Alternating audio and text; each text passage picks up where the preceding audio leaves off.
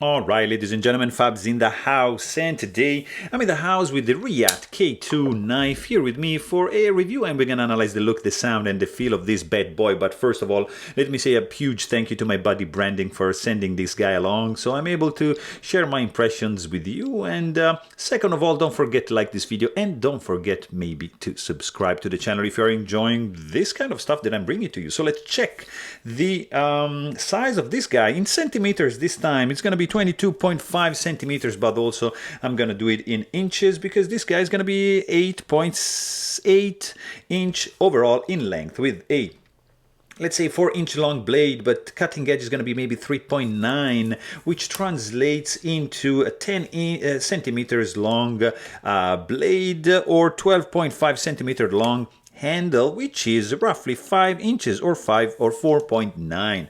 Let's just quickly check this guy up against some other options. Here we've got Ontario Rat number 1, big boy, but as you can see, the Reate is bigger than that, and of course it's bigger than the Ontario Rat number 2, and of course it's gonna be bigger than both these two Benchmade knives. That's the mini bug out right over there, and here you have the bug out, so you can see where the Reate is standing up against these two pretty popular options from Benchmade. But maybe you are into Spyderco knives, and here you have your Para 3, and maybe you got a taste for bigger knives, and that's your Spyderco Paramilitary 2, which is still smaller than this K2, which is actually a beast of a knife. Or maybe you got a little bit more expensive taste, and that's gonna be for you, which is the Chris Reeve Knives Small Sebenza 21, or maybe you like bigger knives again, and here you have your Spyderco. No, this is Chris Reeve Knives Large Sebenza 21 again.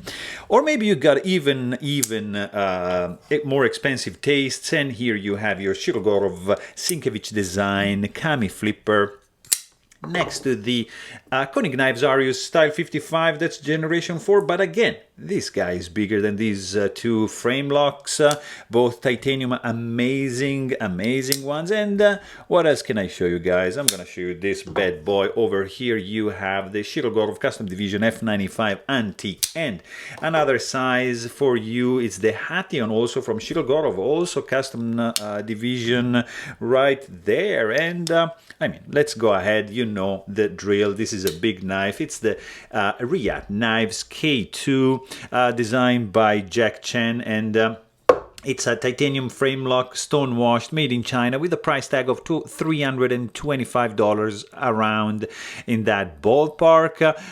Really clean lines, I have to say. It's just like a straight line. You got a heel, finger groove. Very clean lines when closed. You got some 3D milling going on. This is not flat, and it's pretty cool. There's some chamfer going on over here, radiused heel right there. You've got internal chamfering. You've got some internal skeletonization as well to reduce weight, which we're gonna see it's not that reduced, but you're gonna have a nice finger groove going on over here, pretty comfortable. And also, you can appreciate that they went on with a titanium geared backspacer with two different patterns. I don't know why. Like you see, in this area here, it's flush with the scales. In this area here is protruding, and it's gonna add some grip when you just flip it like that. You rest the handle like over here, and yeah, that's gonna add some grippiness, but not really here. So just a stylistic change, I think.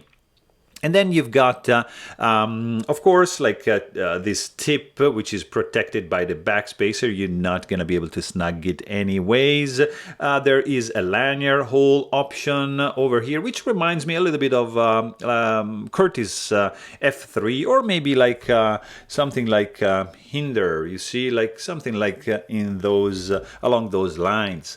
And then you see that basically, I mean, flipper tab is sticking out a little bit. It's not too pointy, it's rounded off, and it's chamfered, but it's not jimped. So you have it here ready for your, like, you see, like push button. Yeah, no. Light switch 100% all day long. Yeah, just do light switch, push button. You can do it, but it's gonna hurt. So just don't.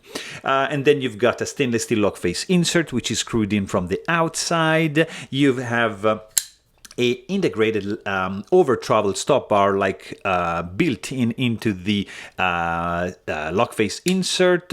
Really cool. External lock bar relief, so it's not internal, so it's gonna affect a little bit the design on the back. And you have some detent ball ramp. Yeah, maybe you can see from this angle, which is going to help to ease out the transition of this detent ball up to the tang of the blade, which is really cool for the closing action. Indeed.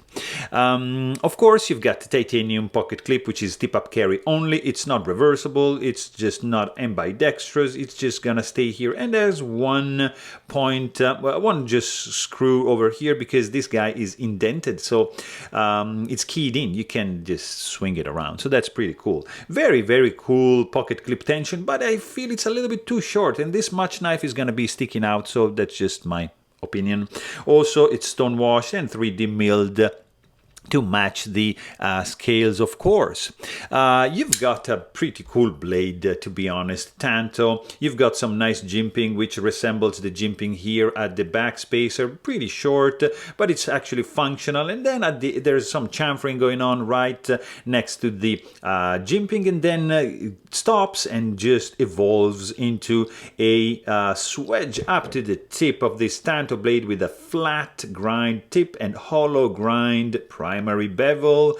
Really cool indeed. You get a straight edge up to the sharpening choil, nice and gradually done plunge grind. You have 3 directions for the belt grind lines, which is vertical for the hollow, it's oblique for the flat on the tip, and it's horizontal on the flat of the blade. And then you can see right actually over here something that it's probably not the best, but the blade is not sharpened up to the heel of the blade. So you have a sharpening choil, but you can see that widens up and thickens to the end. So it is not a sharpening, not a finger choil, just a sharpening choil. So I don't know what they did that, but anyways, you know that you have an M390 steel blade, which is pretty much high-end steel. You get the Reate logo shining on the show side, so not too much billboarding, but still there's something going on. And then you've got the sound. That's a pretty cool sound because this blade is heavy and there's a nice clack, pretty blasting. Nice clink at the end. That's beautiful. There's no resounding. This is pretty subdued. This is loud. Nice and clicky. Loud, percussive. It's not the best. It's like dry, but I like the sound. Really cool. Let's also check out the weight of this bad boy, because this is not like a super lightweight. I mean, there's some internal skeletonization, there's titanium, but it's a heavy boy because it's a big boy and it's weighted in at 5.22 ounces. So not like a super light weight, but there's no hot spots. Feels really good in the hand. You can squeeze this guy and nothing is gonna feel like sharp. The clip is pretty good. There's, I would say, enough cut out here to disengage the lock bar. It's nothing too crazy. So yeah, it's working well. There's not much texture. It's kind of like on the slippery side, but the grip is really good. It feels absolutely robust and solid in the hand. Nothing's flexing, nothing's misaligned. It's well put together, guys. There is no blade play. You got some a little bit of finger soreness if you try to do a push button, but why? Just do a light switch and it's gonna deploy like with no issues at all. So why you want to bother to have some finger soreness to do the push button? Just don't. Just do the light switch and it's gonna be pretty good to go. This guy is running on bearings, of course. The deployment speed, it's fast, and that's why it's that fast. And the opening action is smooth. When you close the blade, you see disengage the lock bar. You see, that's fantastic. Just wants to close. Keep it in the vertical position. No, it just needs a little bit of a wiggle. And boom. And then the blade glides down, closing into the handle with a nice gliding action. So it is a really cool one, guys, for sure. Also, the detent strength is nicely dialed in, I have to say. It's snappy. It is a very good action. It's heavy. There's a heavy blade. You hear and feel the thwack when this guy deploys. really cool indeed. I mean, that's a pretty cool looking blade with a great ergos, nice sound. It's a little bit heavy, it's a little bit on the slippery side, and the design, I mean, there's not much going on, but still it's a minimal one with a good look and good sound. It's a solid knife, guys. This is maybe ready for batoning, but I mean, it's a beast. It's heavy and it's solid. It's robust. So we like it. There you have it. Hope you guys enjoyed this video, and please don't forget to subscribe. And thanks for watching. Stay tuned.